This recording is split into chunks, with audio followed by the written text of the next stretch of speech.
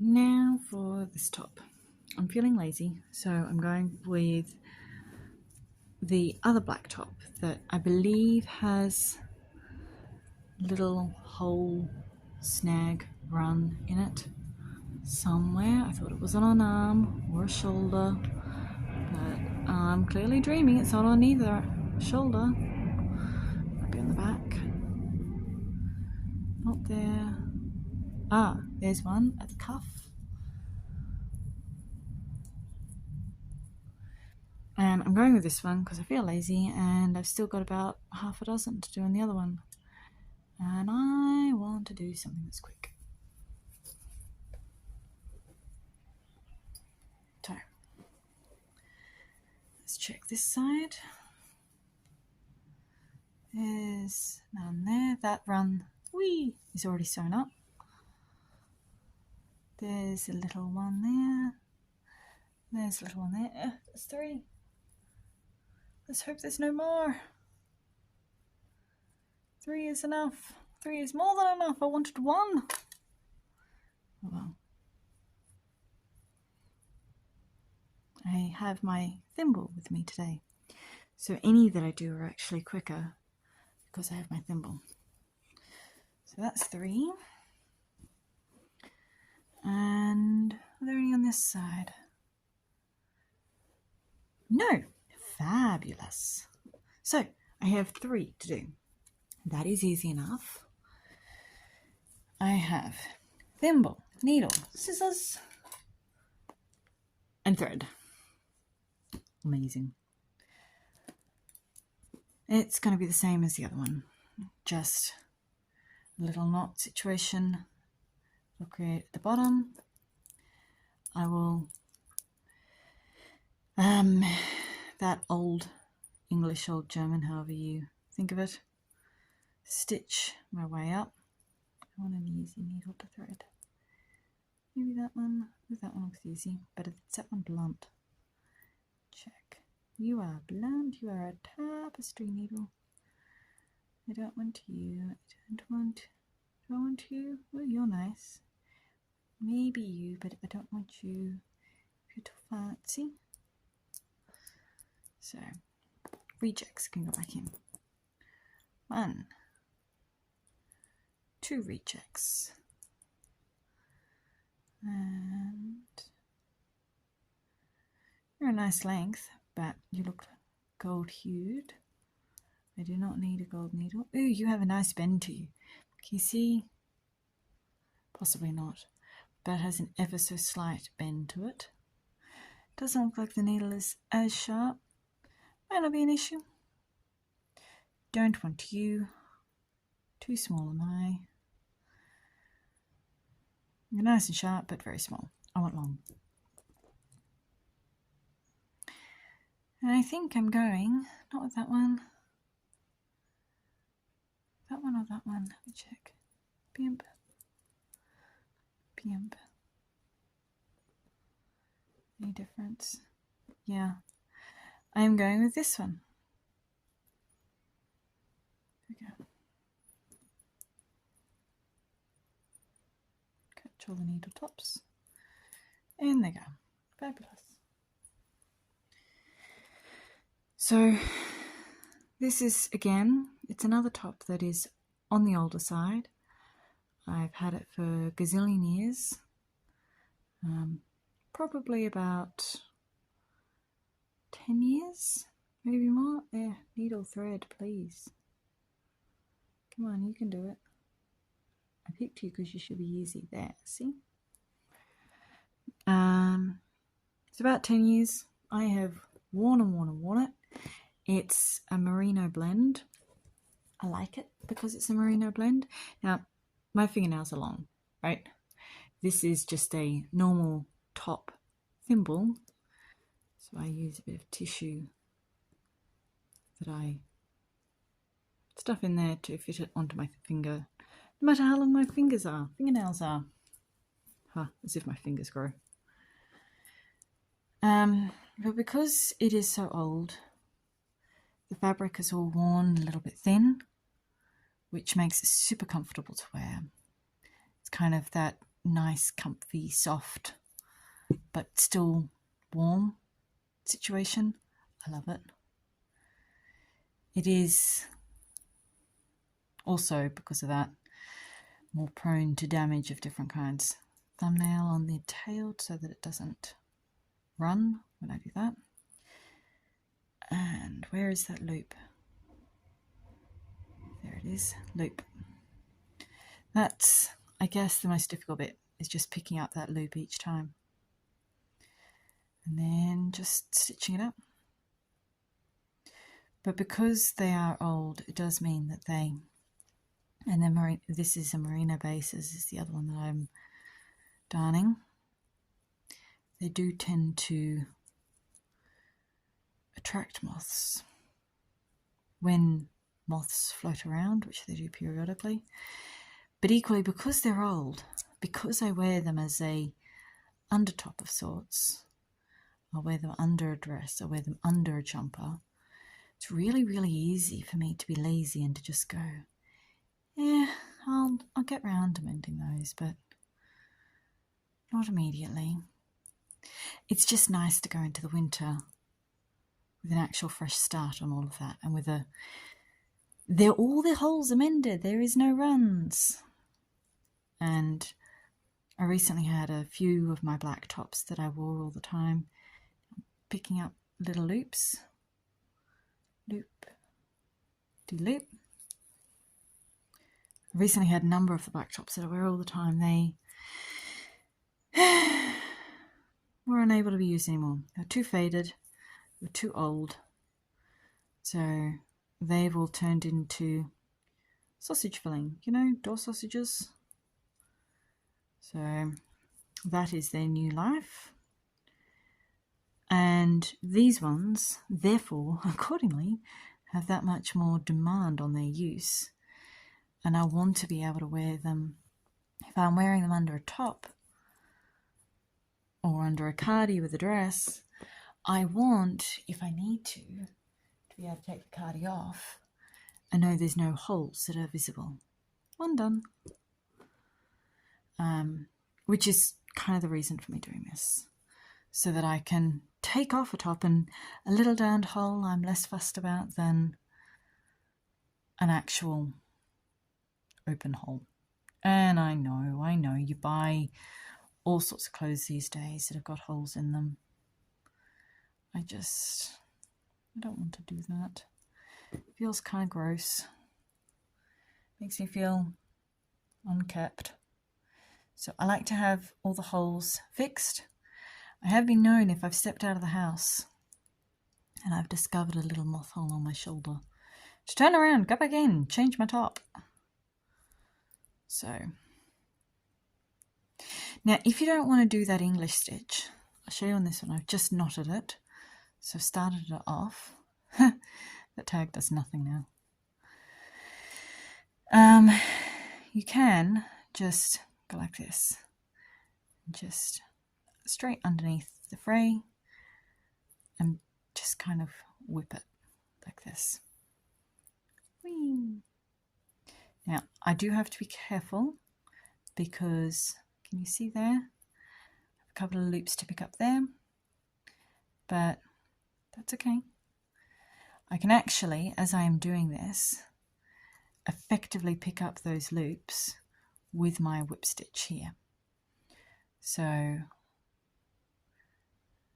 know that they're about here. I can't see exactly, but by doing that like that, I've just picked up about one stitch apart, and then I do the same thing again, about one stitch apart in a slightly different place, and then in again. And that means that I have effectively picked those up, but with far less effort. And then just keep whoop, de whoop, de whoop. And I've got to go down to there. As you can see, this is not as flat. I am pulling it taut, which I know, well, relatively, is exacerbating the not flatness in some ways. but I feel it's necessary given that that adds a little bit of strength to the fabric. And I've done this lots and lots. I also know where that is. It's just on my side. It's on the inside of my hip bone. So having a little bit of a ridge isn't going to bother me too much there. Some people it would. I picked up those stitches and I am knotting it at that point. Tiny little second knot, just to be doubly sure.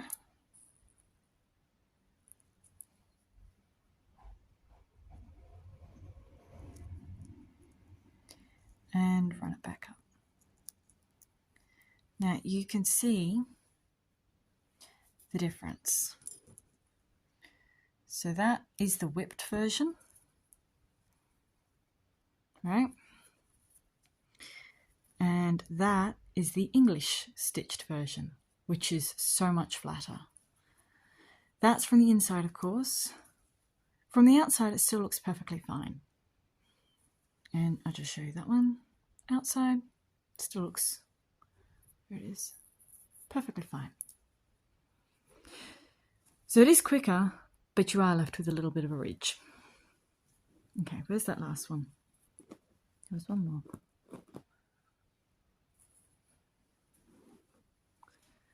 One more.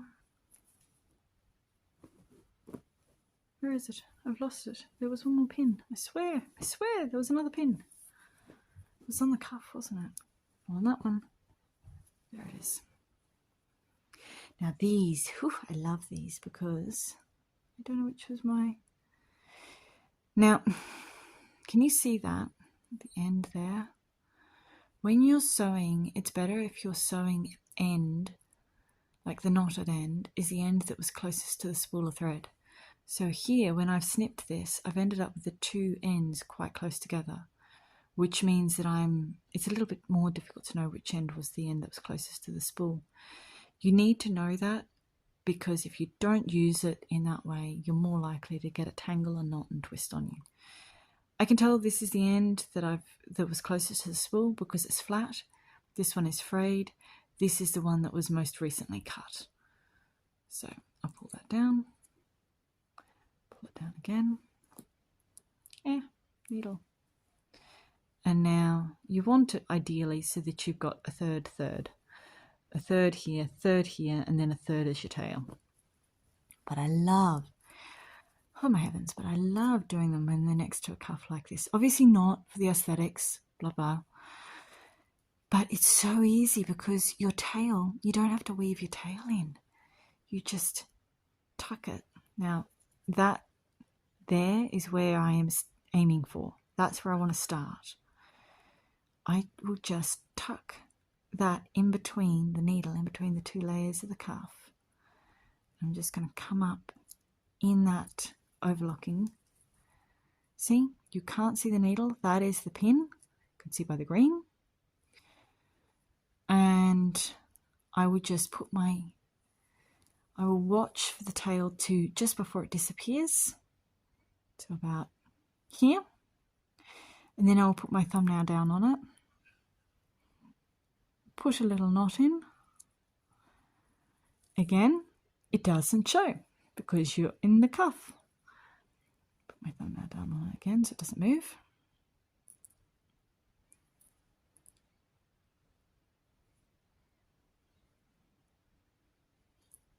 Because it's on the cuff, I am absolutely little double loop knot there for security. I'll twist the pin and whip it up.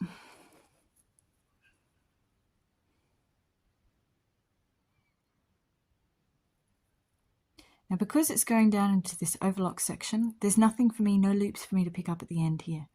So I am just going to make this English stitch this up. German stitch, old German stitch, whatever you want to call it. Like this.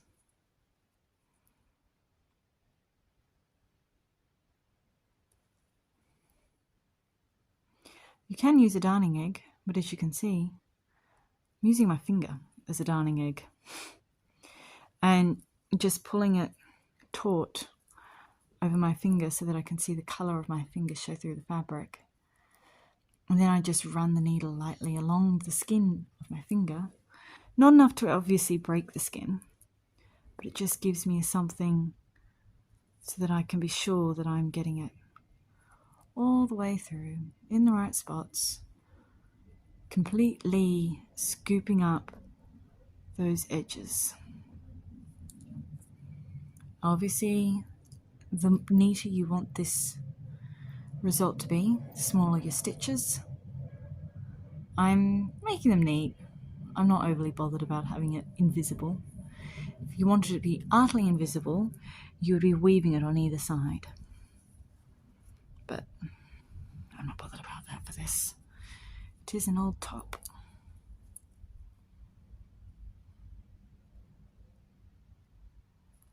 There we go.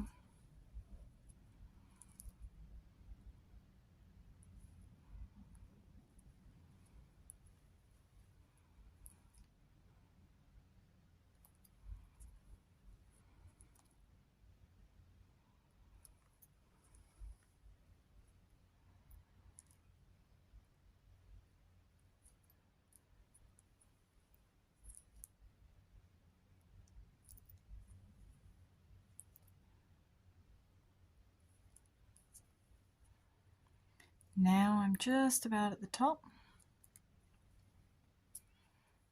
Check for those little loops.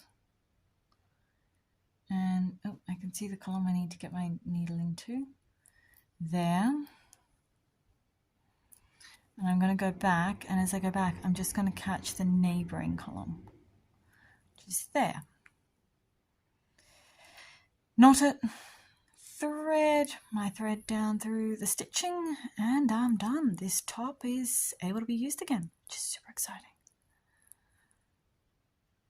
So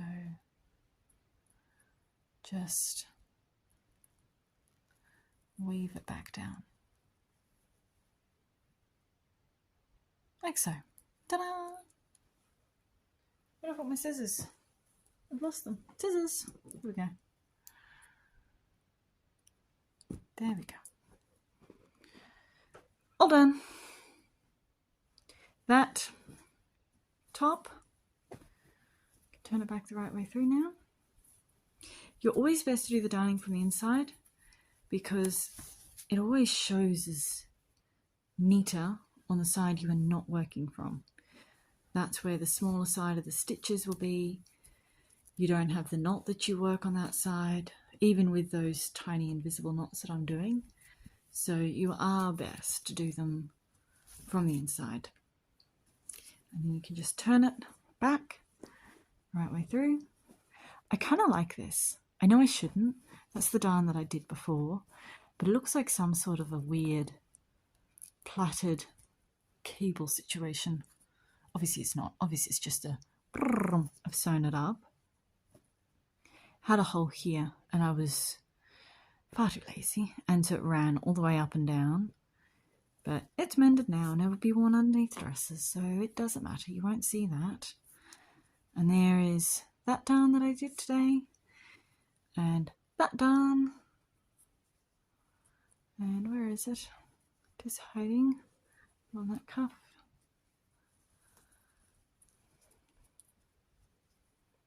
That darn.